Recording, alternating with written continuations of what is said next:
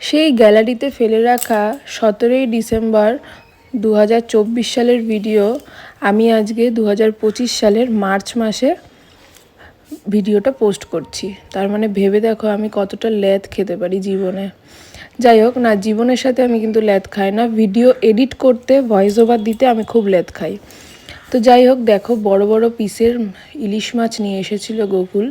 আমি ইলিশ মাছ খেতে খুব ভালোবাসি, সাথে আমার মাও খেতে খুব ভালোবাসে। গোকুল খুব একটা পছন্দ করে না, কেননা কাটা ভর্তি তাই। তো যাই হোক, ইলিশ মাছের মধ্যে আমি দিয়ে দিলাম পোস্ত বাটা আর একটুখানি কাঁচা লঙ্কা আর সর্ষের তেল, পিওর শুধুমাত্র পোস্ত বাটা দিয়েছি, আর কিচ্ছু দিইনি। আর এটা করব আমি ফার্স্ট টাইম করব মাইক্রো ওভেনে। তো মাইক্রো ওভেনে খেতে কীরকম লাগে, মানে মাইক্রো ওভেনে কুক করার পরে কীরকম লাগে খেতে, তো আমি এই ফার্স্ট টাইম সেটাই ট্রাই করব। তো সেই জন্যই এইভাবে করা। তো নিজে রান্নাটা করেছি বলে বলবো না, খেতে কিন্তু খুব সুন্দর হয়েছিল। তোমরাও এইভাবে একবার ট্রাই করে দেখতে পারো, দারুণ হয়েছে খেতে।